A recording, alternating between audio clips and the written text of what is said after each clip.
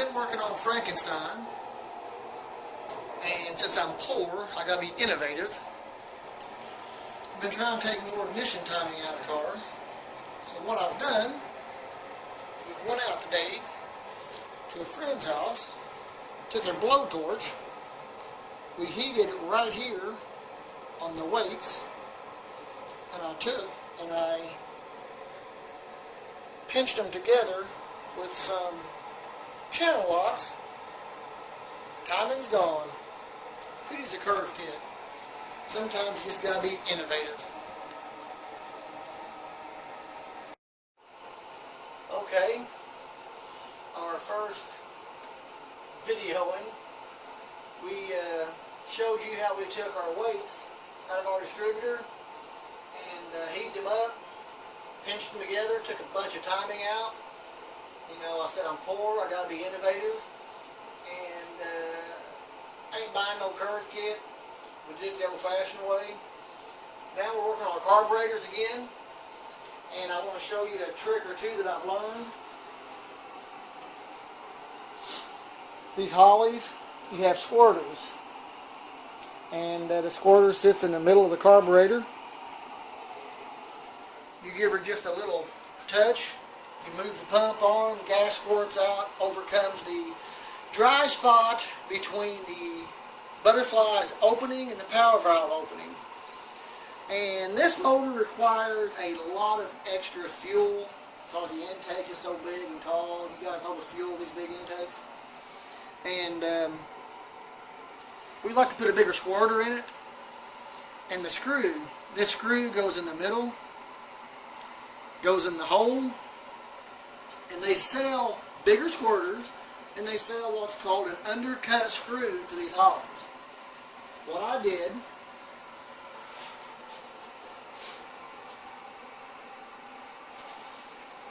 took this screw, pinched a pair of vice grips all the way in the back, took a cutoff wheel. Remind you, I used vice grips, not fingers, and took about the top 3/4 off, leaving the threads on the bottom for the carb base, where it goes in the main body, and took a bunch of that meat off. And you can see on here the difference it made. It narrowed up the screw to let more fuel pass by that. And you clamp it with vice grips. I just took a little grinding wheel, took the top 3/4 off. It makes a huge difference in fuel transfer through that squirter. I'm not buying these, I'm poor, I'll make them. I want to change the squirters, we got her apart. So, your factory squirters are anywhere from 25 to 32 or something. That one says 25, which means the orifice that the gas squirts out of is 25 thousandths.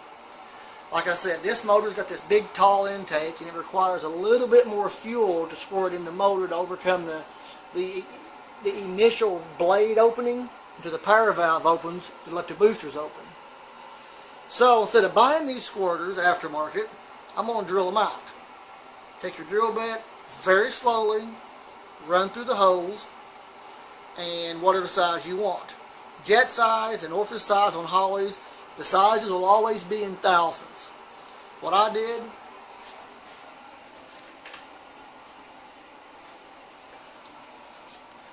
took a standard run-of-the-mill dial caliper, zeroed out, found me a drill bit.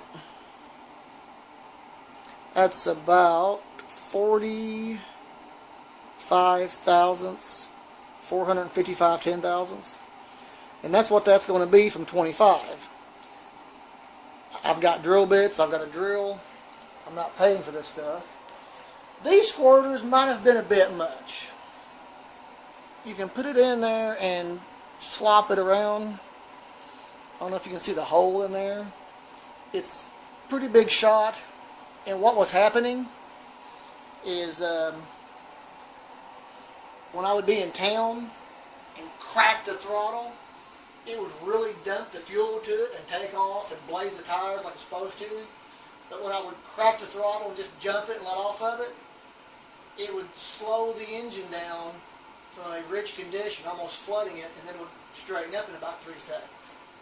The carburetors are set up so hot on this, as soon as the blades crack, the power valve opens and the squirters dump the fuel, they're set up real hot, but there's no hesitation, there's no lag in it. And so these big intakes, you've got to throw the fuel to them to do this, make them run. People have problems with them. You just got to tune on them. So we got the 50cc pump on it. That helps a lot. It's a lot thicker pump, bigger cam on it. It's taller, it gives me more fuel. A 30 is real thin, obviously. This is a 50.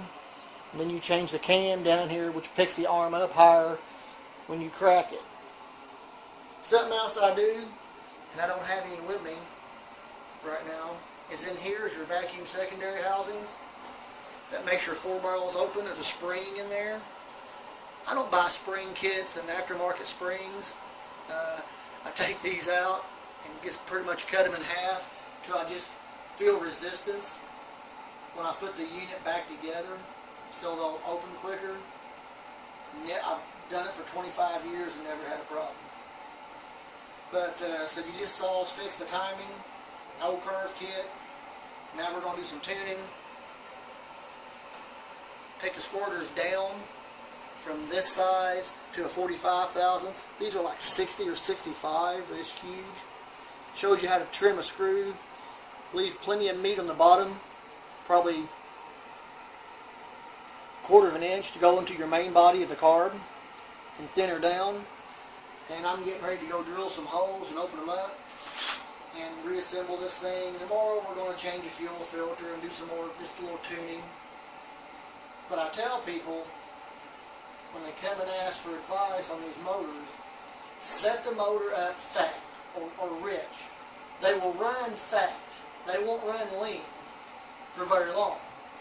You start pushing out head gaskets, melting heads, melting spark plugs.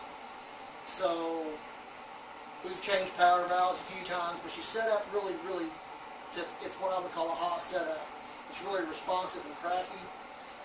But now we're going to go the other way and take a little bit of fuel out of the squirter, and it should be just perfect then.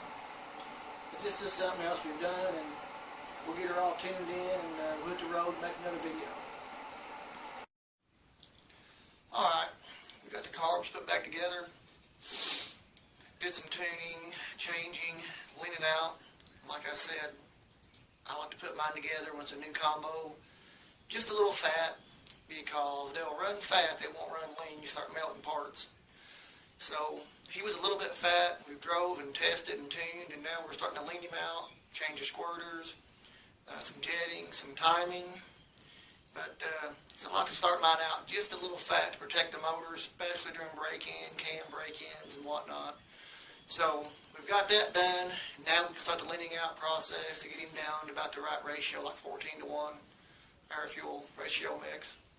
We got him back together. We got the hood on him. Scoop's not back on it yet, but like I said, there's too many nuts and bolts to put in this thing. It's covered up over here. It's laying on a shelf. That's where it's going to stay, because we're getting ready to hit the road in him today. But he's back together. We did run it just a little bit. Seems to be the bobble funny acting is out of him. But said I always like to start out fat, because they'll run just a little fat. Just a little, not much. I like them just a tad bit fat. And now we're on the leaning out process to make him run better. So don't want to lose any parts. That's why we do this. I get asked and emailed and things. Why do you want to start them so fat? Why do you want to put a 2.5 power valve and everything? And a 2.5 power valve will shut on 2.5 inches of vacuum, obviously. So if you have a motor that carries 3 or 4 inches and you put your standard 6.5, 7.5 in it, out of a Holley rebuild kit, they won't close the motors and break in. You'll just pour fuel through it. So that's why I do that. Maybe jetter just a hair up, or the squirter's a hair up. But we've got that problem done. We're going to do some testing It's, as you can see, I got a nice heavy coat, toboggan on. It's been snowing. It's kind of heavy, but we can just drive him around, do a little flat matting through town, find some dry roads, see how he's going to act. So we'll do that. Then we'll get back to some more tuning, change a few things here and there, and keep filming.